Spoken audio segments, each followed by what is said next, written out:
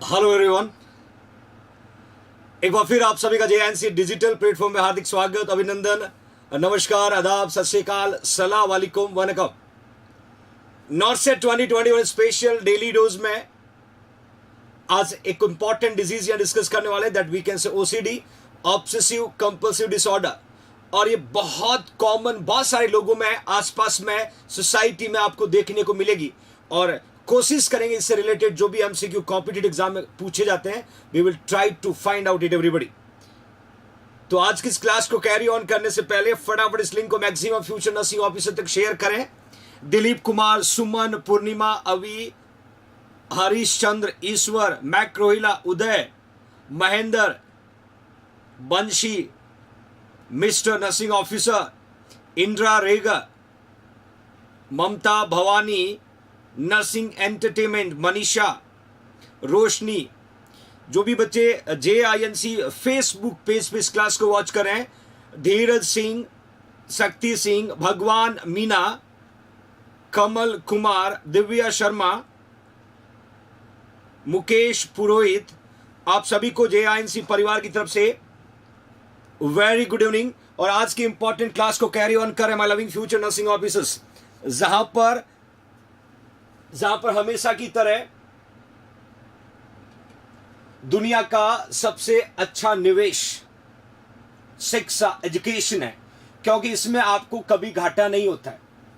That means world का सबसे अच्छा निवेश जो है वो एजुकेशन है बच्चों, क्योंकि इसमें आपको कभी लॉस नहीं होता। और मैं आपको हमेशा यही कहता हूं, जिंदगी में यदि कुछ बढ़ाना है, that you will increase your property.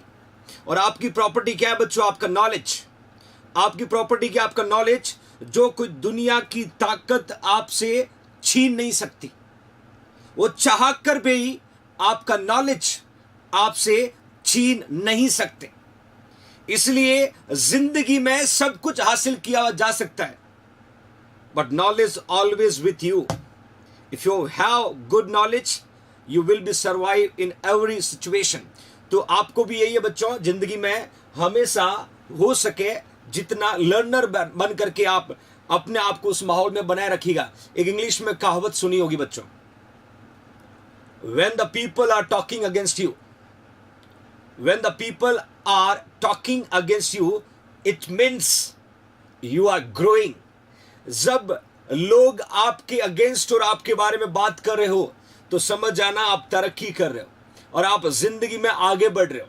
तो हमेशा मान के चलना कि जब भी कोई आपकी क्रिटिसाइज कर रहा है, आपके बारे में बुराई कर रहा है, तो यू शुड टेक पॉजिटिवली। मतलब आप कुछ अच्छा कर रहे हो, इसलिए always they are talking about you. It's carry on. Pankaj Gautam donating 100 rupees towards JINC poor student fund. Thank you Pankaj, क्या बात है। Always you will participate to do something for the poor student. Thank you so much Pankaj. Okay, fine. Bhagwan Meena also donating 100 rupees to the JINC poor student fund. Thank you Bhagwan, thank you मेरा बच्चा, super. आज की important class को carry on करें my loving future nursing officer. और class को start करने से पहले जो सबसे डिमांडिंग स्पेशल कोर्स जो स्टार्ट किया जा रहा है आपके अपने JINC nursing officer coaching Jodhpur के द्वारा, जहां पर बच्चों 10th MCQ बैच स्टार्ट हो रहा है। और ये जो 10th MCQ बैच होगा, ये लाइव बैच स्टार्ट हो रहा है, 24 जून से स्टार्ट हो रहा है। 24 जून से स्टार्ट हो रहा है। इसका टाइम जो रहेगा 3 to 7 PM रहेगा। This is a golden opportunity to make future bright to the team JINC। और मैं बता देता हूं बच्चों, इस कोर्स का प्राइस जो है 3999 है। कल रात को 12 बजे तक जो भी बच्चा MCQ बैच ज्वाइन करना चाहता है, JINC ऑनलाइन और ऑफलाइन का स्टूडेंट है, तो उसको जो डिस्काउंट ऑफर दिया हुआ है, ऑफलाइन के बच्चे को 1500 रुपए, ऑनलाइन के बच्चे को 1000 रुपए, वो उस डिस्काउंटेड अमाउंट पे फोन पे करके अपना कोर्स कंफर्म करें। जो बच्चे 1 नंबर, 5 नंबर, 4 नंबर से स्ट्रगल कर रहे हो, या अपने कॉन्सेप्ट अच्छे हो बट आप उस डेस्टिनेशन तक नहीं पहुंच पा रहे हो जो सपना आपने देखा है, वहां तक कैसे लेके जाना ये जेएनसी परिवार की रिस्पॉन्सिबिलिटी है। वो बच्चे इस कोर्स को परचेज कर सकते हैं, क्योंकि 24 जून से लेके नॉर्थ सेट के एग्जाम तक no flexibility, no vacation, back to back classes, back to back exams, और बहुत ही हैक्टिक शेड्यूल होने वाला है। तो आप कोशिश करें कि आप 23 जून तक, आप कोशिश करें बच्चों 23 जून तक अपनी थ्योरी फिनिश करें, क्योंकि 24 जून से बहुत पैक शेड्यूल होगा। आपको 24 आवर्स का पूरा पैक शेड्यूल बताया जाएगा। हाउ टू स्टडी, क्या क्या पढ़ना है, कल क्या पढ़ने वाले, किस तरीके के क्वेश्चन, किस तरीके इमेज बेस, पूरा प्लान टीम जेएनसी ने कर लिया, जिसमें आपके जेएनसी टीम के सारे टीचर्स अपने लेवल पे प्लान कर चुके हैं बच्चों। तो बस देरी किस बात की, जुड़िए जेएनसी परिवार से, करें अपने सपनों को साकार। My loving future nursing officer. और आज अपना एक इंपॉर्टेंट टॉपिक स्टार्ट करने से पहले बता देता हूं, इस कोर्स को परचेज करने का सिंपल तरीका है।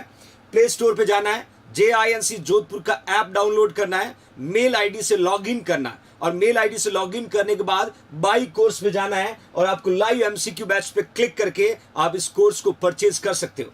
ओके फाइन, आज की इंपॉर्टेंट क्लास को कैरी ऑन करें। My loving future nursing officer, that is OCD, obsessive compulsive disorder. देखिए, जब मैं आपको ऑब्सेसिव कंपल्सिव डिसऑर्डर के बारे में डिस्कस करूंगा, तो बहुत सारे ऐसे बच्चे होंगे जो आपके nearest, dearest, family, even society में इस बीमारी से ग्रसित मिलेंगे, इस प्रॉब्लम से ग्रसित मिलेंगे। My loving future nursing officer, here you can see OCD exactly, obsessive compulsive disorder क्या होता है, we are going to see. मैंने यहां पुट किया बच्चों, एक्सेसिव थॉट, एक्सेसिव थॉट का जनरेट होना ऑब्सेशन कहलाता है। एक्सेसिव थॉट का जनरेट होना ऑब्सेशन कहलाता है, that lead to the repetitive behaviour. अब उस एक्सेसिव थॉट को मिनिमाइज करने के लिए जो एक्टिविटी हम करेंगे, जो एक्टिविटी हम करेंगे वो क्या कहलाएगा बच्चों, कंपल्शन। क्या कहलाएगा, कंपल्शन। याद रखिएगा, एक्सेसिव थॉट का जनरेट होना ऑब्सेशन कहलाता है, और उस ऑब्सेशन के लिए जो हम रिपीटेटिव बिहेवियर या रिपीटेटिव एक्टिविटी कॉज करते हैं, that we can say compulsion, that we can say compulsion. My loving future nursing officer. और मैंने क्लियर मेंशन किया है कॉमन टाइप के ऑब्सेसिव थॉट कौन कौन से होते हैं। यहां पर 1 से 2 MCQ बनेंगे, इंपॉर्टेंट क्वेश्चन है कॉम्पिटिटिव एग्जाम के पर्पस से। कॉमन टाइप ऑफ ऑब्सेशन में सबसे पहले बच्चों कंटामिनेशन, और मैं बता देता हूं ये सबसे मोस्ट कॉमन है बच्चों, ये सबसे मोस्ट कॉमन है, और ये क्वेश्चन आपके कॉम्पिटिटिव एग्जाम में पूछा जा सकता है कि विच is the most common thought which occur patient suffer with the OCD, obsessive compulsive disorder. Contamination का मतलब क्या होगा, जैसे ही आपने हैंड वॉश किया, मैंने एक एग्जांपल दिया, जैसे ही हैंड वॉश किया और आपका हाथ कहीं टच हो गया, तो आपको क्या लगेगा, मेरा हाथ गंदा हो गया, फिर से हैंड वॉश करना, फिर हैंड वॉश किया, गलती से फिर कहीं टच हो गया, तो आपको क्या लगेगा, मेरा हाथ गंदा हो गया, फिर से आपने क्या किया, हैंड वॉश किया। That is a contamination, that is a contamination. और आप देखोगे चारों तरफ गर्दन नजर घुमा करके, तो सोसाइटी में इस तरीके के लोग बहुत मिलेंगे। तो that is the most common obsessive thought, we can say contamination. Contamination आपके थॉट जनरेट किया माइंड में कि मेरे हाथ गंदे हुए, और उसको मिनिमाइज करने के लिए आपने हैंड वॉश किया, that we can say compulsion, that we can say compulsion. My loving future, it's okay Monu Sharma, here you can see contamination के अलावा और क्या क्या थॉट हो सकता है, ध्यान से सुनना बच्चों। दूसरा मैंने लिखा है रिपीटेड डाउट, रिपीटेड डाउट, किसी भी बात को लेके रिपीटेडली डाउट करना, रिपीटेडली डाउट करना। वन ऑफ द एक्टिविटी और one of the thought come under OCD, किसके अंडर कंसीडर करते हैं, obsessive compulsive disorder. Anita Joshi, it's okay my dear. Next देखिएगा ऑर्डरली, देखिए ऑर्डरलीनेस, ऑर्डरलीनेस का मतलब OCD वाला पेशेंट क्या चाहता है कि पूरा सामान जो घर में रखा है वो इस ऑर्डर में रखा जाए जैसे वो चाहता है, जैसे वो चाहता है, सीक्वेंस में रखा जाए, सीक्वेंस में रखा जाए। और यदि सीक्वेंस में रखा हुआ नहीं मिलेगा तो patient doing something, patient doing something. This is again my loving future nursing officer. Orderliness मतलब वो चाहता है कि घर का जो भी सामान है इस तरीके से सीक्वेंस में अरेंज किया जाए जो उसको पसंद है, और उस तरीके से नहीं होगा तो कुछ न कुछ इस तरीके की एक्टिविटी कॉज करेगा। तो that we can say orderliness. Then sexually imagery, इवन बच्चों रिपीटेटिव डाउट का मैं एक एग्जांपल बता सकता हूं, रिपीटेटिव डाउट के एक एग्जांपल बता सकता हूं। बहुत सारे ऐसे शकी हस्बैंड होते जो वाइफ पे डाउट करते, बहुत सारी ऐसी वाइफ्स होती जो हस्बैंड पे डाउट करती। और ऐसा कुछ नहीं होता, but they are repeatedly doubt कि हाँ ऐसा हो सकता है, वहां ऐसा गए होंगे, वहां ऐसा किया होगा, different kind of views create होते हैं बच्चों. That we can say repeated doubt. Definitely my loving future nursing officers, orderliness मैंने बताया. Then sexually imagery. सेक्सुअली मतलब something will be thinking about sexual activity और इमेजिन करना अबाउट सेक्सुअल एक्टिविटी. और ये सारे ऑब्सेसिव थॉट है बच्चों, ये सारे ऑब्सेसिव थॉट है my loving future nursing officer. That we can say commonly, सबसे मोस्ट कॉमन कौन सा बच्चों? कंटामिनेशन. याद रखने का तरीका मैंने आपको हैंड वॉशिंग का इमेज पुट किया my loving future nursing officer. तो that is OCD, obsessive compulsive disorder. बच्चों नेक्स्ट क्वेश्चन की तरफ जाने से पहले एक बार लाइक बनता है बच्चों, क्योंकि टेररिस्ट की एंट्री हो चुकी है और उन आतंकवादियों को जवाब देने का बेहतरीन तरीका JINC आर्मी के पास है. Like it right now everybody, like it. शाबाश, yes that I want. Like it everybody. लगभग 1300 plus future nursing officer class को वॉच करें. Like it everybody, do it. क्योंकि JINC आर्मी को रिस्पॉन्ड करना है उन ग्रुपिज्म टेररिस्ट को. Do it everybody. यस, ये हुई ना बात. Show your unity towards terrorist. I want from everyone. Show your activity towards terrorist. क्या बात है. Fantastic participation. That is a unity. That is a way how to respond to the illiterate people. बहुत ही बढ़िया, बहुत ही शानदार. अब कुछ question मैं आपके सामने पुट कर रहा हूं बच्चों, कुछ MCQ आपके सामने पुट कर रहा हूं, ध्यान से देखिएगा. पहला क्वेश्चन लिखा गया अकॉर्डिंग टू ICD-10 के अकॉर्डिंग ऑब्सेसिव कंपल्सिव डिसऑर्डर जो है, ICD-10 का जो क्लासिफिकेशन है उसमें ऑब्सेसिव कंपल्सिव जो डिसऑर्डर है OCD जो है वो कौन से क्लासिफिकेशन में आएगा. मैं लिखा F42, F42.0, F42.1, F42.2. Give the right answer. मैंने क्वेश्चन बहुत आसान पूछा my loving future nursing officer कि according to the ICD-10 OCD is क्या है. OCD जो है F42 है, F42.0 है, F42.1 है, F42.2 है. Which is the right answer? It's okay Amita, it's okay my dear. Which is the right answer my loving future nursing officer? ICD-10 के according OCD जो है क्लासिफिकेशन में कहां पर आएगा बच्चों? क्लासिफिकेशन में कहां पर आएगा? F42, F42.0, F42.1 और F42.2. फटाफट आंसर पुट करिएगा. शाबाश. ज्यादातर बच्चों ने यहां पर F42 लिखा है या मैक्सिमम बच्चों ने F42 लिखा है. Fantastic participation. या एब्सोल्युटली करेक्ट. एग्जैक्टली ICD-10 के अकॉर्डिंग जो आपका OCD है, ऑब्सेसिव कंपल्सिव डिसऑर्डर, आपका जो OCD है obsessive compulsive disorder, that we can consider F42.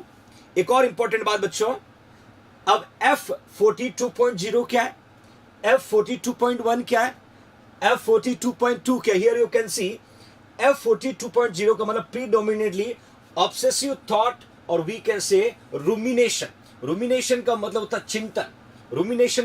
है चिंतन. मतलब पहले से ही आपके जहन में ऑब्सेसिव थॉट होना और उस ऑब्सेसिव थॉट के साथ साथ रूमिनेशन फेल्ट करना. इसको हम कंसिडर करते हैं F42 के अंडर F42.0. दूसरा it's okay my dear Aminu Bhati. दूसरा लिखा बच्चों 42.0 में प्रीडोमिनेटली कंपल्सिव एक्ट, मतलब 42.0 that we can say predominantly obsession के साथ में रूमिनेशन होगा. F42.1 में प्रीडोमिनेटली कंपल्सिव एक्ट होगा और F42.2 में दोनों होगा बच्चों. That we can say obsession या ऑब्सेसिव रूमिनेशन और we can say compulsive act. Exactly देखा जाए बच्चों, इट्स ओके काजल, ये F42 जो है ये ICD-10 के अकॉर्डिंग क्लासिफिकेशन है ऑब्सेसिव कंपल्सिव डिसऑर्डर का. और इसमें 3 फर्दर क्लासिफिकेशन है जिसमें ऑब्सेशन के साथ रूमिनेशन है और दूसरा जो है एक्ट है और तीसरे में दोनों कंबाइन है बच्चों, mix. Okay fine. Next MCQ और मूव ऑन करते हैं बच्चों. A drug for obsessive compulsive disorder with maximum anticholinergic effect. देखिए मैंने यहाँ पर जितनी भी ड्रग पुट किया है उन ड्रग में से वो कौन सी ड्रग है जो ओसीडी में यूज करते हैं और उस ड्रग में मैक्सिमम एंटी कोलिनर्जिक इफेक्ट है। ध्यान से सुनना बच्चों, मैक्सिमम एंटी कोलिनर्जिक इफेक्ट है, वो ड्रग कौन सा होगा? ये क्वेश्चन आपसे पूछा है। क्वेश्चन कहते हैं drug of obsessive compulsive disorder with maximum anti cholinergic, जो कोलिनर्जिक इफेक्ट को कम करने वाली वो कौन सी ड्रग है? चार ऑप्शन आपके सामने, इट्स ओके राधा कृष्णा, चार ऑप्शन आपके सामने है। दैट इज अ फ्लूऑक्सामिन। फ्लूऑक्सामिन, देखिए my loving future nursing officer, ध्यान से पढ़ना। 2 से 3 एमसीक्यू मैं आपको यहां पर बताऊंगा कि फ्लूऑक्सामिन क्या होता है, ये भी मैं आपके साथ डिस्कस करूंगा बच्चों। यहां लिखा है फ्लूऑक्सामिन, दूसरा लिखा है सेट्रालिन, सेट्रालिन, तीसरा लिखा है क्लोमीप्रामाइन, क्लोमीप्रामाइन, और चौथा लिखा बच्चों बस्पीरॉन, बस्पीरॉन। क्विक आंसर पुट करना my loving future nursing officer. मैंने पूछा है कि यहां पर जो 4 ड्रग दिया हुआ है उसमें मैक्सिमम एंटी कोलिनर्जिक इफेक्ट वाली ड्रग कौन सी है? मैक्सिमम पूछा बच्चों, मैक्सिमम पूछा बच्चों। क्विक आंसर पुट करना, क्विक आंसर पुट करना। Which is the right answer? Which is the right answer my loving future nursing officers? ज्यादातर बच्चों ने यहां पर सी पुट किया है, कुछ बच्चों ने ए पुट किया। देखिए मिक्स आंसर मिल रहा है, मिक्स आंसर मिल रहा है बच्चों। आपको राइट आंसर पुट करना है, आपको राइट आंसर पुट करना है। यहां पर मिक्स आंसर मिल रहे हैं बच्चों। शाबाश शाबाश शाबाश शाबाश, बहुत बढ़िया, बहुत शानदार। या सी जिन्होंने लिखा है, सी जिन्होंने लिखा है वो एब्सोल्युटली करेक्ट है बच्चों। सी जिन्होंने लिखा है वो एब्सोल्युटली करेक्ट है बच्चों। दैट वी कैन से क्लोमीप्रामाइन। देखिए क्लोमीप्रामाइन ये that we can say tricyclic antidepressant है। My loving future nursing officer, fluvoxamine antidepressant है, एंटी डिप्रेशन ड्रग है। That we can say sertraline again antidepressant है, antidepressant है। Then buspirone anti anxiety है, that we can say anti anxiety drug है बच्चों। और finally क्लोमीप्रामाइन anti depressive मान सकते हैं, और which is use to patient suffer with the OCD, which is use to patient suffer with the OCD. तो यहां पर मैंने क्लियर मेंशन किया है, हम फ्लूऑक्सामाइन यूज करते हैं नो डाउट एंटी डिप्रेशन की। ओसीडी के बाद पेशेंट किस में जाता है? डिप्रेशन में। तो फ्लूऑक्सामाइन यूज करते हैं, बट वी कैन नॉट से कि ये मैक्सिमम एंटी कोलिनर्जिक इफेक्ट वाली ड्रग नहीं है।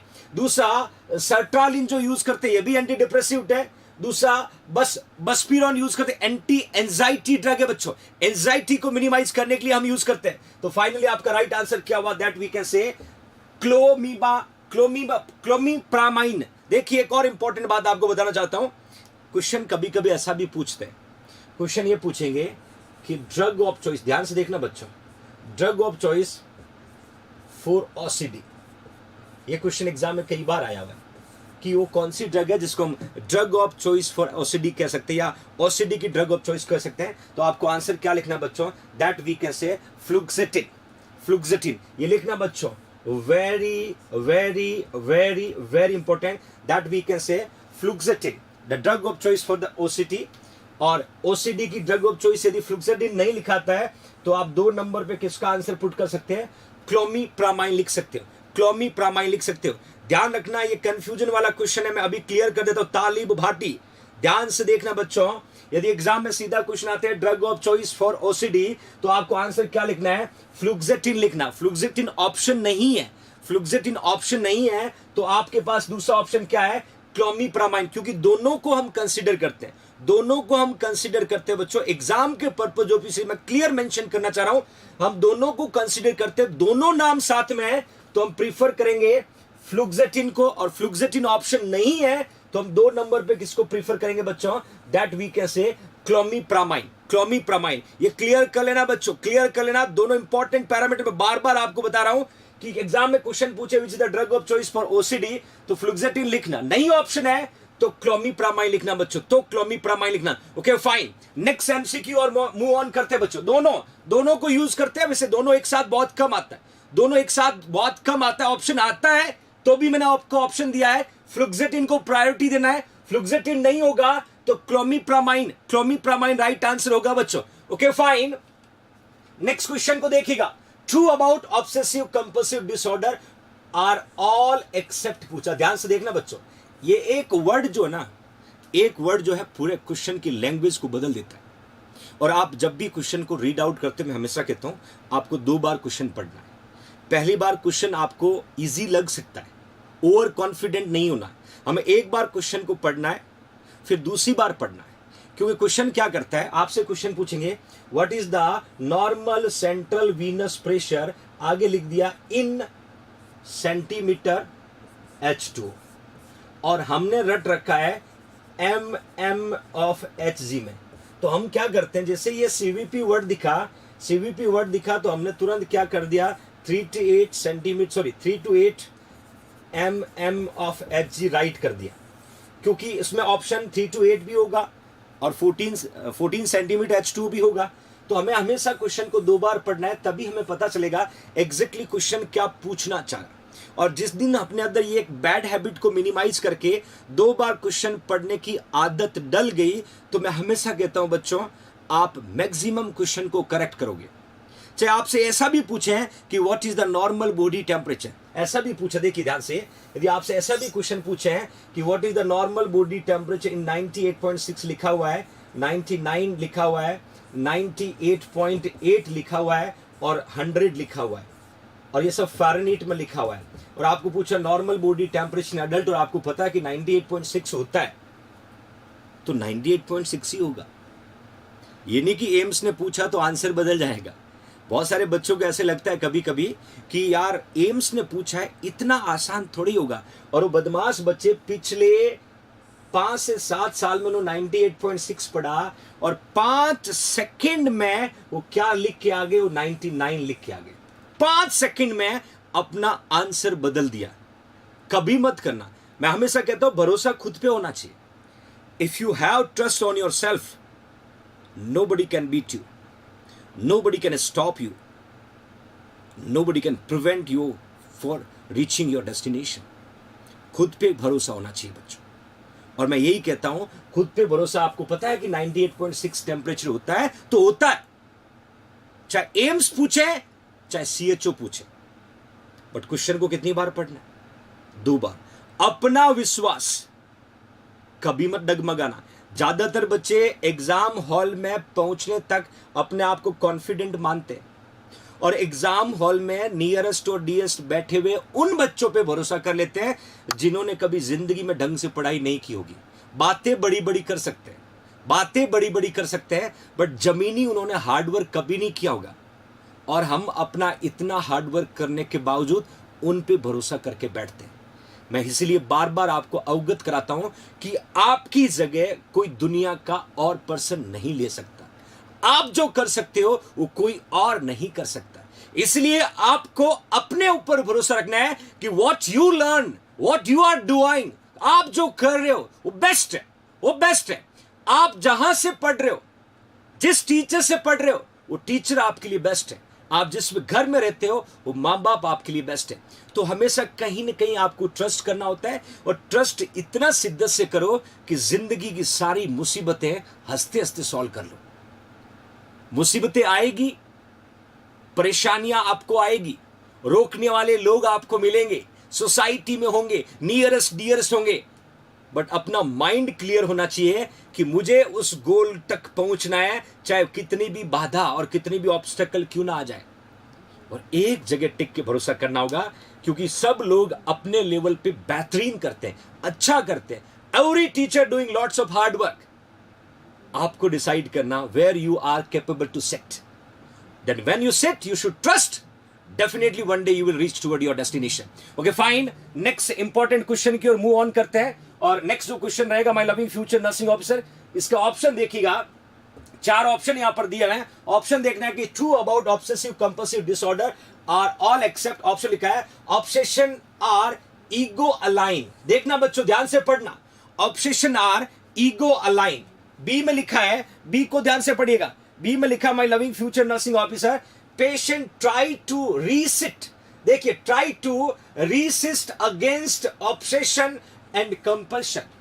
सी में लिखा है obsession are egosyntonic, obsession are egosyntonic. ध्यान से पढ़ने की कोशिश करना बच्चों, ऑब्सेशन आर ईगोसेंटोनिक। और डी में लिखा है insight is present, insight is present. 4 option आपके सामने, एक आपको सेलेक्ट करना, चार ऑप्शन आपके सामने बच्चों, एक आपको सेलेक्ट करना। मैंने क्वेश्चन पूछा है ट्रू अबाउट, सही पूछा है, सही पूछा है। True about obsessive, true about obsessive compulsive disorder are all except, एक को छोड़ के वो तीन गलत है, सॉरी तीन सही है, वो एक गलत है। तीन सही है और एक गलत कौन सा है, आपको उसको फाइंड आउट करना है, आपको उसको फाइंड आउट करना। My loving future nursing officer, you should try to find out it. True about obsessive compulsive disorder are all except. ज्यादातर बच्चों ने डी लिखा, देखिए बदमाश बच्चों, कॉपी पेस्ट करना शुरू कर दिया। Don't try to do copy paste, don't try to do my loving future nursing officers. When you think what you think, you should give the answer. What you think, you should give the answer. Don't try to copy paste. गलती कर रहे हो आप, गलती कर रहे हो बच्चों, आप गलती कर रहे हो। सही आंसर को पुट करने की कोशिश करो, सही आंसर को पुट करने की कोशिश करो। बार बार उसी आंसर को रिपीट मत करिएगा प्लीज। सही आंसर को ढूंढने की कोशिश करें। बहुत बढ़िया, बहुत शानदार, बहुत शानदार। My loving future nursing officer, चार ऑप्शन में से ज्यादातर बच्चों ने लिखा है डी लिखा है। बच्चे डी मैं बता रहा हूं बिल्कुल गलत है, डी बिल्कुल गलत है। आपने जो डी ऑप्शन लिखा है वो डी एब्सोल्युटली रॉन्ग है, डी एब्सोल्युटली रॉन्ग है। My loving future nursing officers, D absolutely wrong है बच्चों। आपको जो अच्छा लगे उसमें आंसर पुट करें। डी आपका आंसर यहां पर गलत होगा, डी आंसर यहां पर गलत होगा बच्चों। अब आपने ये लिखा है, देखिए मैं बताना चाहता हूं my loving future nursing officer, मैंने पूछा है कि true about obsessive compulsive disorder are all except, are all except की बात की मैंने, आर ऑल एक्सेप्ट की बात की है। और ऑल एक्सेप्ट का मतलब सीधा है कि आपको यहां पर तीन सही होगा, एक गलत होगा, तीन सही होगा, एक गलत होगा। चार ऑप्शन आपके सामने दिया हुआ है, मैं आपको क्लियर आंसर पुट कर रहा हूं। सी जो है बच्चों यहां पर गलत। देखिए क्या लिखा है, obsession are ego dystonic, obsession are ego dystonic. आपको समझ में आना चाहिए।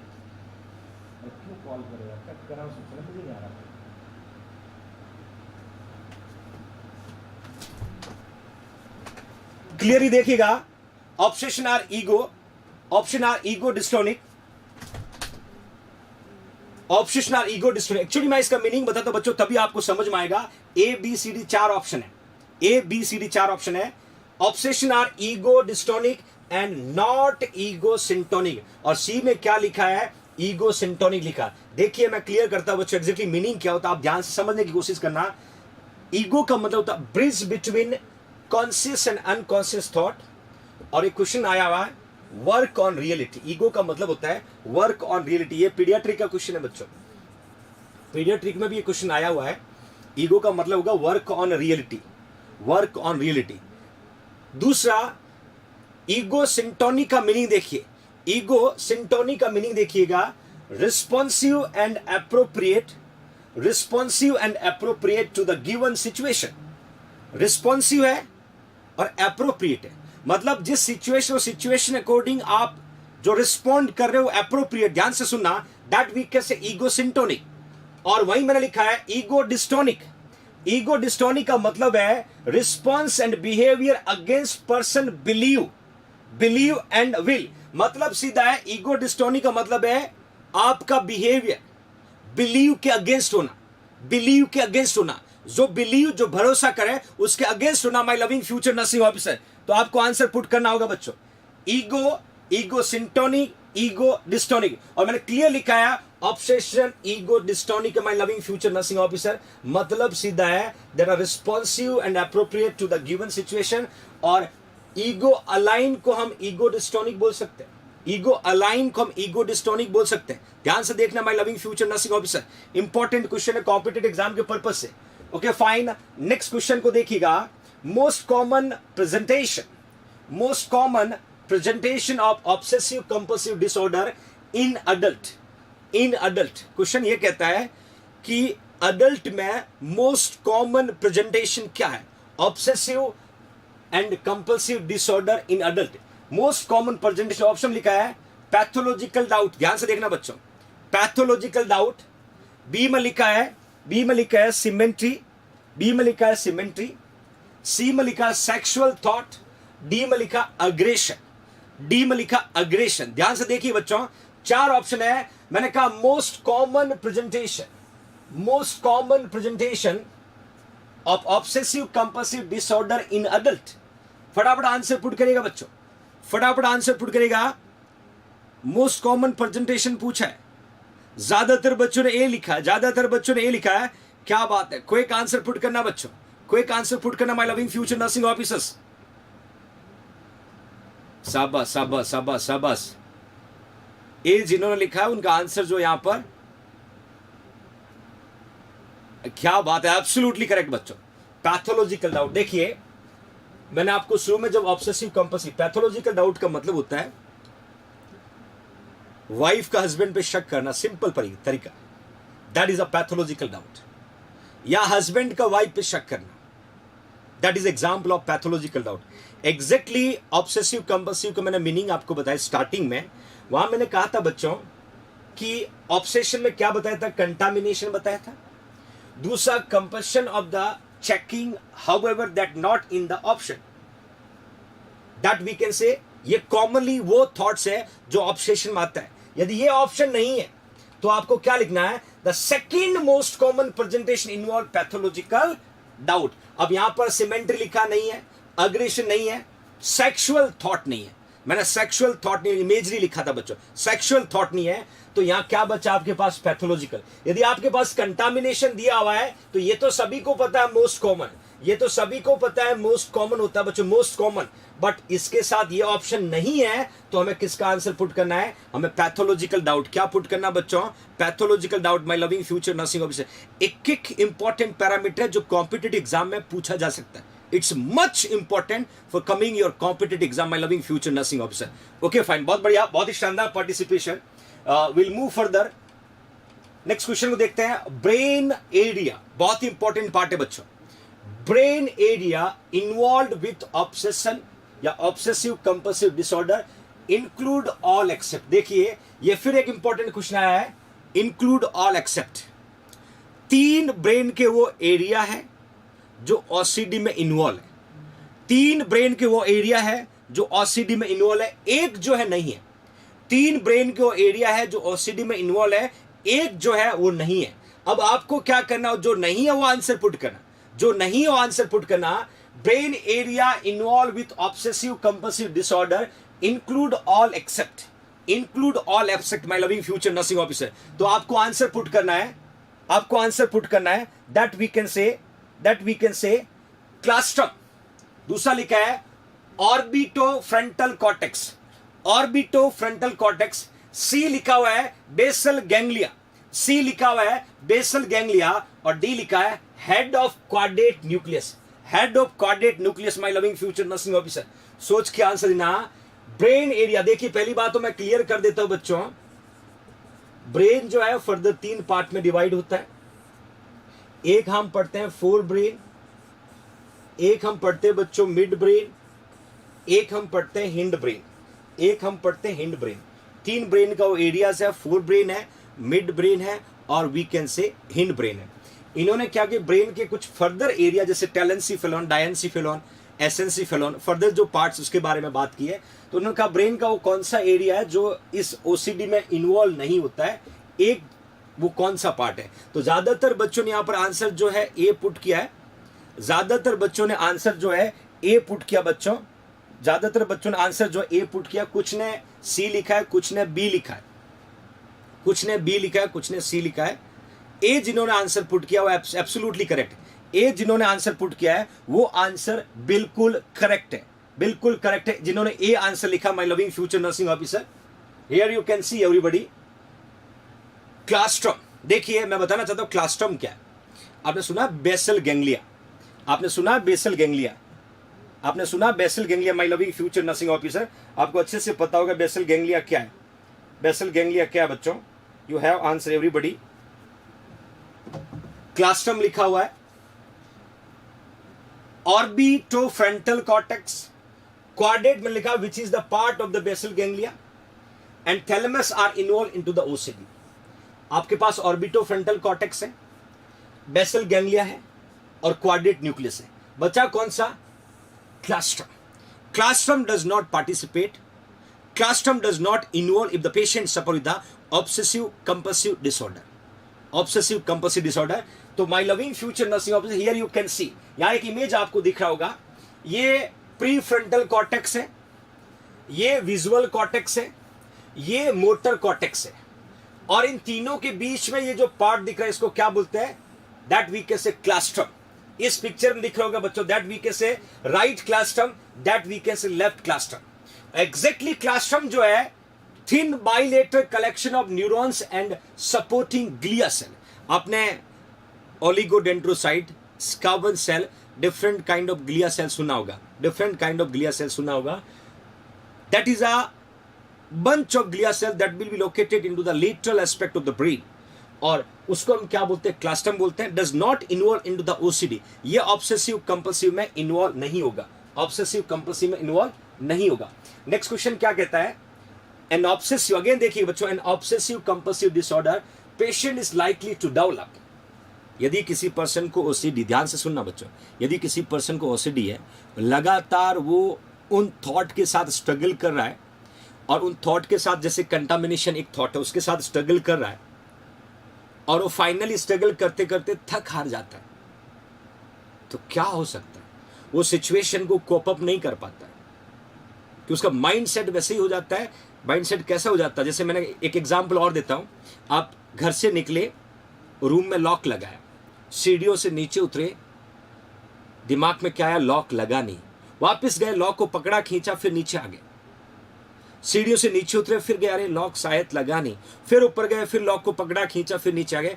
That kind of activity come under OCD. किस में आएगा बच्चों, ऑब्सेसिव कंपल्सिव डिसऑर्डर। तो ये ऑप्शन लिखा हैलुसिनेशन, ऑप्शन लिखा डिप्रेशन, ऑप्शन लिखा डिल्यूजन, ऑप्शन लिखा सीजोफ्रेनिया, ऑप्शन लिखा schizophrenia. My loving future nursing officer. तो यदि किसी पर्सन को ओसीडी है, यदि किसी पर्सन को ओसीडी है, और यदि ओसीडी को ट्रीट नहीं किया तो क्या डेवलप हो सकता है, तो क्या डेवलप हो सकता है, ज्यादातर बच्चों ने क्लियरली मेंशन किया है, ज्यादातर बच्चों ने क्लियरली मेंशन किया है, that we can say depression, that we can say depression.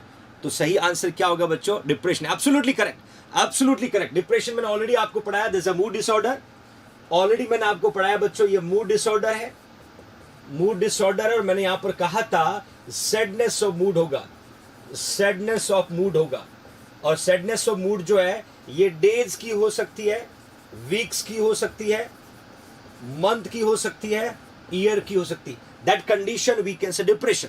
तो याद रखिएगा, जब पेशेंट बार बार अपनी उन थॉट को मिनिमाइज नहीं कर पा रहा है, तो definitely one day patient going to be enter into the depression. और डिप्रेशन यदि ठीक नहीं हुआ तो पेशेंट को क्या दिलाएंगे बदमाश बच्चों, ईसीटी। क्या दिलाएंगे, इलेक्ट्रोकन्वल्सिव थेरेपी। क्या दिलाएंगे, इलेक्ट्रोकन्वल्सिव थेरेपी। Okay fine. मैं लिखा most of the patient with OCD develop secondary depression. ये क्वेश्चन एग्जाम में पूछा जा चुका है और दोबारा रिपीट हो सकता है। फाइनली नेक्स्ट देखिएगा बच्चों, जेआईएनसी जोधपुर के द्वारा, जेआईएनसी जोधपुर के डिजिटल प्लेटफॉर्म के द्वारा, डिजिटल प्लेटफॉर्म के द्वारा 1000 plus recorded class, 1000 plus recorded class, जहां complete nursing officer coaching course available है।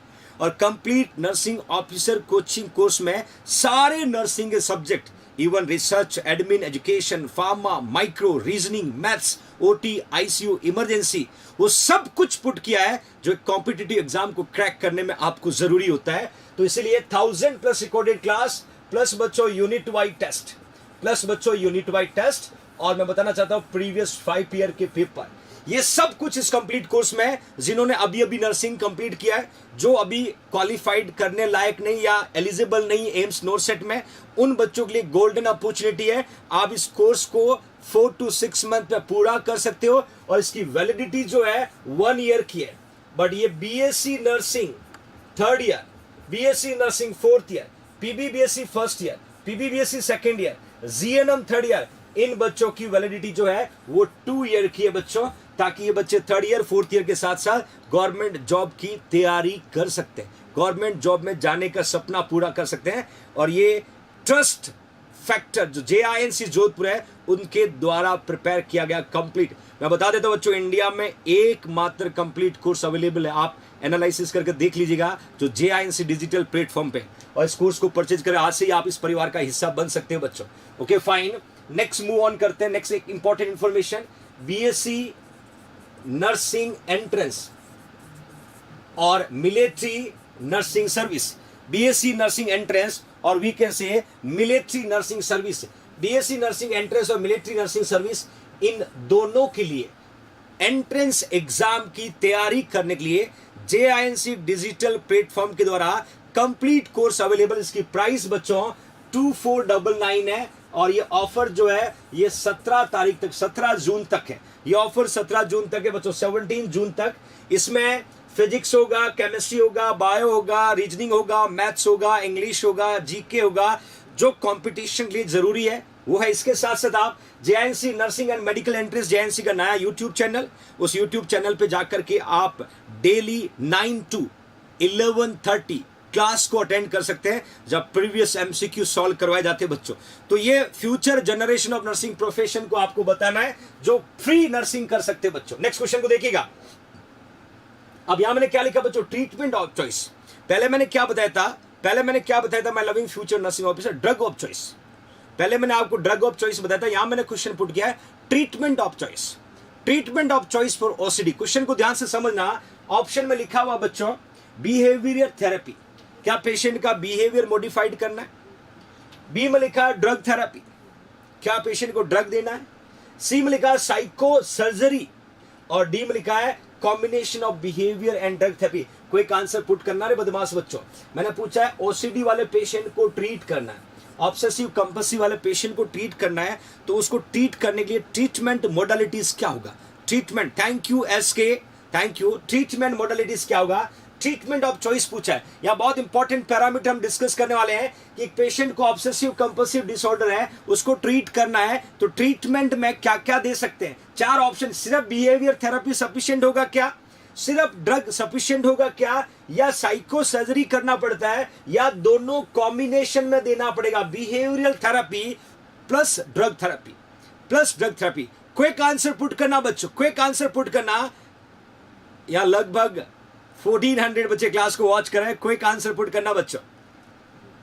ए लिखा कुछ ने, डी लिखा, मैं क्लियर कर देता हूं। ए वाले बच्चे जितने भी है वो यहां पर टोटली रॉन्ग है। कॉम्बिनेशन। एक और बात बता देता हूं बच्चों, यहां बिहेवियर मॉडिफाइड भी जरूरी है। ड्रग के अंदर मैंने आपको different kind of anti depressive drugs बताई, वो देना है, क्योंकि किसी भी डिजीज को ध्यान से देखना बच्चों, किसी भी डिजीज को यदि हमें ट्रीट करना है तो ट्रीटमेंट में कॉम्बिनेशन जो है, कॉम्बिनेशन जो थेरापी है, कॉम्बिनेशन थेरापी जो है मोर इफेक्टिव बच्चों, मोर इफेक्टिव है देन द सिंगल थेरापी। जैसे कैंसर की बात करें, कैंसर को ट्रीट करने के लिए हम लोग कीमोथेरेपी देते हैं। उसमें अलग अलग कीमोथेरेपी है, एल्कलेटिंग एजेंट है, एंटी ट्यूमर एंटीबायोटिक है, टॉपोआइसोमरेज है, माइटोटिक स्पंडल्स है। तो वहां पर हम सिंगल कीमोथेरेपी की कंपैरिजन ग्रुप या कॉम्बिनेशन ऑफ कीमोथेरेपी देंगे तो ज्यादा इफेक्टिव है। यहां पर पेशेंट का बिहेवियर भी चेंज हुआ है OCD में, और बिहेवियर में चेंज होने का रीजन है थॉट का मिस प्रिडिक्शन, और जिसकी वजह से पेशेंट को डिप्रेशन हो सकता है। तो यहाँ ड्रग भी जरूरी है और बिहेवियर को मॉडिफाइड करना भी जरूरी है। बिहेवियर को मॉडिफाइड करना जरूरी है। मॉडिफाइड कैसे करोगे, मॉडिफाइड कैसे करोगे, उसको रियलिटी को एक्सेप्ट करवाना, उसको रियलिटी को एक्सेप्ट कराना। जैसे आपने पेशेंट बोला कि जैसे ही मैंने पेशेंट को टच किया, पेशेंट बोला हाथ गंदा हो गया मुझे वॉश करने दो, फिर टच किया, पेशेंट बोले हाथ गंदा हो गया मुझे वॉश करने दो। और आपको जब पेशेंट का बिहेवियर मॉडिफाइड करना है तो टच करके बताना देखो कहां गंदा हुआ, यू कैन सी, फिर टच करके महसूस करना देखो कहां गंदा हुआ, उसको सच्चाई को एक्सेप्ट करना, रियलिटी को एक्सेप्ट करवाना। that will be helping in the behavior modification, into the behavior modification, my loving future nursing officer. The combination of behavior and drug therapy, it's much effective, my loving future nursing officer. Here you can see मैं लिखा है combination of pharmacotherapy and psychotherapy has been evidence of the management of OCD, और behavior therapy में क्या लिखा है, exposure and response prevention। बच्चों important question exam का, आगे एक और ऐसा क्वेश्चन मिलेगा इंपॉर्टेंट क्वेश्चन एग्जाम का, बिहेवियर थेरेपी में क्या करेंगे, exposure and response prevention. Response prevention मतलब क्या है, आप सच्चाई को पेशेंट के सामने एक्सपोज करोगे और उसको एक्सेप्ट कराओगे कि ऐसा नहीं होना है, और फर्दर होने वाले हैपनिंग से प्रिवेंट करवाएंगे, और इस तरीके के लोग मार्केट में बहुत हैं। देखिए इस तरीके के लोग मार्केट में बहुत हैं। बहुत सारे बच्चे क्लास देखने आते हैं, उनका मन करता है क्लास को वॉच करें, क्लास को पूरा देखना। देखिए मेरी बात को ध्यान से, क्लास को पूरा देखना है, फिर भी उनको क्या हो रखा है, ओसीडी हो रखा है, वो डिसलाइक करेंगे। क्लास को देखना है फिर भी वो क्या करेंगे, डिसलाइक करेंगे, क्योंकि उनके दिमाग में कचरा भरा हुआ है। जाओ जेएनसी के चैनल को डिसलाइक करके आओ। इस तरीके से उनको तैयार किया जाता है, क्योंकि उनको ओसीडी डेवलप करवा दिया जाता है। उनको कहते हैं कि वो रियलिटी को एक्सेप्ट करने के साथ फिर भी ऐसा काम करते हैं। तो ऐसे ओसीडी वाले बहुत सारे लोग होंगे जिनको ऑब्सेसिव कंपल्सिव डिसऑर्डर होंगे। उनको जरूरत है बिहेवियर मॉडिफिकेशन की, उनको जरूरत है ड्रग थेरेपी, नहीं तो वो डिप्रेशन में चले जाएंगे। रात को नींद में लेटे लेटे बोलेंगे डिसलाइक डिसलाइक डिसलाइक डिसलाइक, क्यों? उनको भर दिया दिमाग में, कचरा उनके दिमाग में भर दिया है कि जाओ जेएनसी को डिसलाइक करो, फिर पढ़ो, पूरी क्लास अटेंड करो, नोट्स बनाओ, सर पढ़ा रहे एक एक वर्ड को समझो, बट तुम्हारा काम क्या है, जाके डिसलाइक करना। और रात की नींद में बोलेंगे जेएनसी को डिसलाइक करना। हो गया ओसीडी, हो गया खेल, कल डिप्रेशन, परसों सुसाइडल आइडियाज आने लगेंगे, फिर नौकरी से वंचित हो जाओगे। बदमाश बच्चों, जिंदगी में आगे बढ़े। और हमेशा कहता हूं जो आपका मन करे वो करो, सुनो सबकी, करो मन की। तो ओसीडी वाले बहुत सारे लोग मार्केट में मिल सकते हैं, साइकेट्रिक इलनेस वाले पेशेंट मिल सकते हैं, बट हमारे पास बिहेवियरल मॉडिफिकेशन है, हमारे पास ड्रग थेरेपी है, we have capability to do everything. Okay fine, next देखिएगा my loving future nursing officer, next question को देखना। नेक्स्ट क्वेश्चन क्या कहता है, in a child with OCD, एक बच्चे की बात करें हम लोग, in a child with OCD MRI will reveal reduce volume और वी कैन से atrophy of magnetic resonance imaging की बात कर रहे हैं, एमआरआई की बात करें। एक बच्चा है उसको ओसीडी है, एक बच्चा है उसको ओसीडी है, हियर यू कैन सी, एक बच्चा उसको ओसीडी है, magnetic resonance imaging will reveal reduce volume of atrophy. Answer लिखा है मेडुला ऑब्लिंगेटा, आंसर लिखा है हाइपोथैलेमस, आंसर लिखा है क्वाड्रेट न्यूक्लियस, आंसर लिखा है सेरिबेलम। देखिए देखा जाए तो सारे पार्ट जो है ब्रेन की है, देखा जाए तो सारे पार्ट जो है ब्रेन की सारे पार्ट्स है। और इन ब्रेन के पार्ट्स में उन्होंने क्वेश्चन क्या पूछा कि बच्चे को ओसीडी था, एमआरआई में देखा तो कहां एट्रोफी मिला। 4 ऑप्शन है, मैंने आपको पहले भी बताया थी ब्रेन का कौन कौन सा पार्ट अफेक्ट होता है। मैं बताना चाहता हूं सेरिबेलम जो है, सेरिबेलम है, इसको हम क्या बोलते हैं बच्चों, लिटिल ब्रेन बोलते हैं। और ये बैलेंस और कोऑर्डिनेशन का काम करता है बच्चों, मसल का बैलेंस और कोऑर्डिनेशन का काम करता है, इसको लिटिल ब्रेन के छोटा मस्तिष्क बोलते हैं, छोटा मस्तिष्क बोलते हैं। बाकी हाइपोथैलेमस सबको पता है, टेम्परेचर रेगुलेटरी सेंटर है, मेडुला ऑब्लिंगेटा सबको पता है, रेस्पिरेटरी रेगुलेटरी सेंटर है। और बचा कौन सा आपके पास बदमाश बच्चों, क्वाड्रेट न्यूक्लियस बचा, क्या क्वाड्रेट न्यूक्लियस बचा है। तो विच is the right answer, which is the right answer, बहुत ही बढ़िया, एब्सोल्युटली फैंटास्टिक, क्वाड्रेट न्यूक्लियस जो this is right answer. In a child with OCD MRI will reveal reduce volume that we can say atrophy of the quadrate nuclei. That's getting everybody? Okay, fine. Next MCQ और move on करते हैं बच्चों। यहाँ लिखा मैंने, studies have found bilaterally small quadrate in a patient with small quadrate with a patient with obsessive compulsive disorder. मैंने clearly यहाँ पर mention किया कि जब quadrate nucleus involve होगा, क्वाड्रेट न्यूक्लियस जब इन्वॉल्व होगा तो definitely my loving future nursing officer patient को ओसीडी डेवलप होगा, ओसीडी डेवलप होगा। ओके फाइन, नेक्स्ट देखिएगा, विच of the following defence mechanism is commonly used bye OCD patient. अब मैं आपको बताता हूं, ये से ओसीडी वाले घूम रहे हैं ना चारों तरफ, ओसीडी वाले जो चारों तरफ घूम रहे हैं वो कौन सा डिफेंस मैकेनिज्म यूज करते हैं। क्वेश्चन को समझना, which of the following defence mechanism is commonly used by the obsessive compulsive disorder patient, obsessive compulsive disorder वाला patient. Here you can see, here you can see my loving future nursing officer, sublimation, projection, denial और undoing। अब मैं बताना चाहता हूं, ज्यादातर जो है टेररिस्ट क्या करते हैं, अनडूइंग कर देते हैं। अनडूइंग का मतलब डिसलाइक करके फिर वापस लाइक कर देते हैं, अनडूइंग वाले भी मिलेंगे यहाँ पर। तो मैंने 4 ऑप्शन दिया है, सब्लिमेशन, प्रोजेक्शन, डिनाइल और अनडूइंग। ओसीडी वाले पेशेंट जो है, ओसीडी वाले पेशेंट कौन से डिफेंस मैकेनिज्म को कॉमनली यूज करते हैं, ये क्वेश्चन आपका है, ये क्वेश्चन आपका है। तो कॉमनली आंसर पुट करेगा, फटाफट आंसर पुट करेगा कि विच of the following defence mechanism is commonly used by the OCD patient, obsessive compulsive disorder वाले पेशेंट को, सब्लिमेशन, प्रोजेक्शन, डिनाइल और वी कैन से अनडूइंग। बहुत बढ़िया, बहुत शानदार। ज्यादातर बच्चों ने अनडूइंग लिखा है। अनडू पता है? अनडू, आप कंप्यूटर चलाते हो, कुछ डिलीट करके वापस अनडू कर देते हो, बट यहां पर अनडूइंग थॉट का होगा। यहां पर अनडूइंग किसका होगा? थॉट का होगा। आप किसी भी एक्टिविटी या थॉट को बार बार ब्रेन में रिपीट करके फिर बोले नहीं ऐसा नहीं था, अनडूइंग कर दोगे। बोला ऐसा नहीं था। जैसे ये टेररिस्ट क्या करते हैं? लाइक करते फिर बोलते नहीं डिसलाइक करना। वो क्या कर रहे? अनडूइंग कर रहे। और उनको वो क्या रखा? ओसीडी। क्या रखा? Obsessive compulsive disorder. यहां पर भी यही है। यहां पर भी मैंने जो बात करा ओसीडी की बात करो बच्चों, मैंने क्लियर लिखा है सब्लिमेशन का मतलब convert socially unacceptable behaviour to the acceptable. ध्यान से समझने की कोशिश करना, convert socially unacceptable behaviour to the acceptable. जैसे एक पर्सन है सोसाइटी में, जहां मौका मिलता है मारधाड़ करता है, जहां मौका मिलता है मारधाड़ करता है, तो सोसाइटी क्या उसको एक्सेप्ट नहीं कर रही। अब वो क्या करेगा? वो रिंग में उतरेगा और बॉक्सिंग लड़ेगा।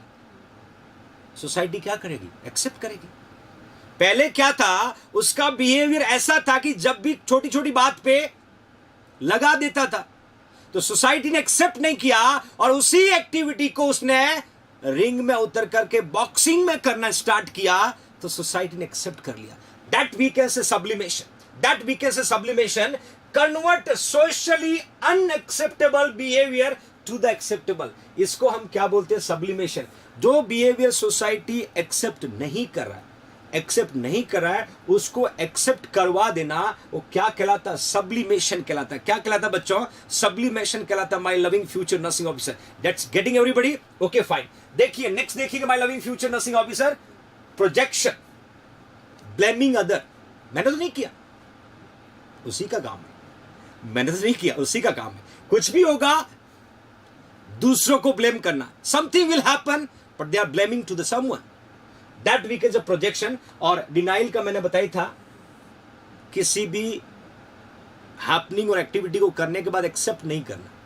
मैंने कल की क्लास में आपको याद होगा, मैंने स्पेसिफिक एक क्वेश्चन बनाया था, स्टेजेस ऑफ डाइंग बताए थे, डाबडा, याद है?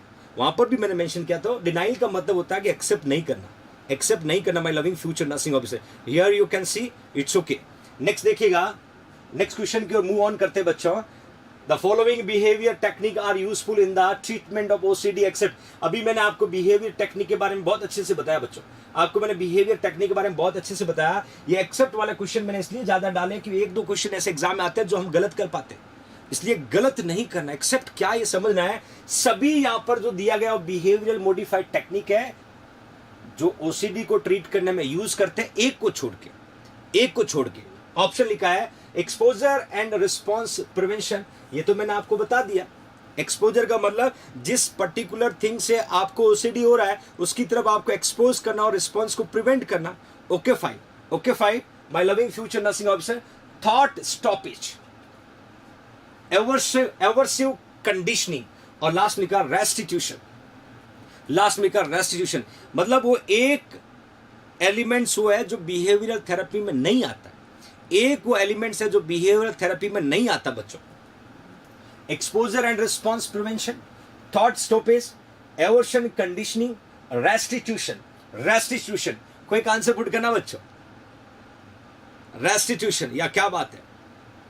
ज्यादातर बच्चों ने यहां पर डी आंसर लिखा है। Absolutely, restitution does not come to treat the patient suffer with the behavioral or we can say obsessive compulsive disorder, but three things will be concluded.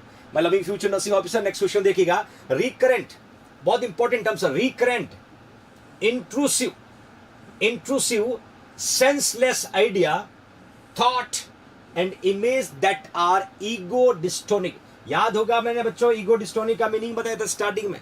Ego dystonic का मीनिंग बताया था N involuntary term debts. बहुत ही easy MCQ, अभी तक के सारे question में सबसे आसान एमसीक्यू। रिकरेंट, बार बार, इंट्रूसिव, सेंसलेस आइडिया जिसका कोई सेंस नहीं है, senseless ideas, senseless thought or image, that ego dystonic and involuntary are termed as obsession, compulsion, hypochondriasis, or we can say mania. चार ऑप्शन आपके सामने है। इससे आसान क्वेश्चन नहीं होगा, इससे आसान एमसीक्यू नहीं होगा माय लविंग फ्यूचर जनरेशन और loving future nursing officer. Yes, obsessive compulsive. मैं बता देता हूँ, हाइपोकॉन्ड्रियासिस नहीं होगा, मेनिया नहीं होगा, दोनों में से एक को चूज करना है, दोनों में से एक को चूज करना, which is the right answer. A B A बच्चों सही, जिन्होंने ए लिखा ऑब्सेशन बिल्कुल सही है, क्योंकि मैंने डेफिनेशन में ये सारे टर्म्स आपको बता दिए थे बच्चों।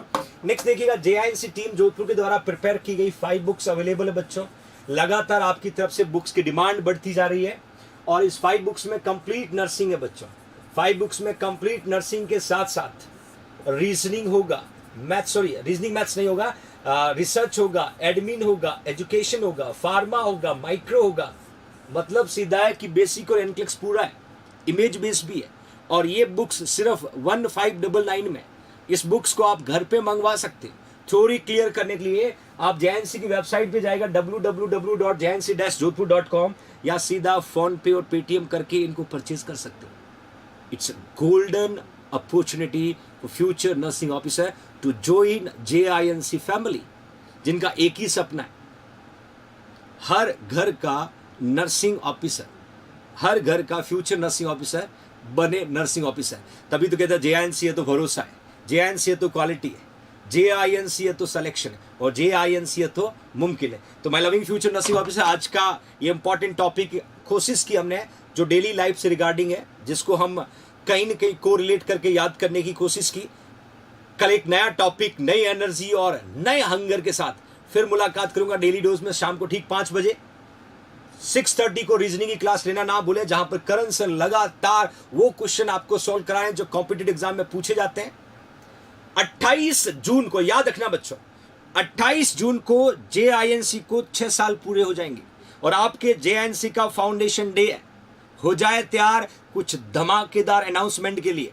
28 जून को आपका अपना जेआईएनसी जोधपुर 6 ईयर कंप्लीट करने वाला है 28 जून को।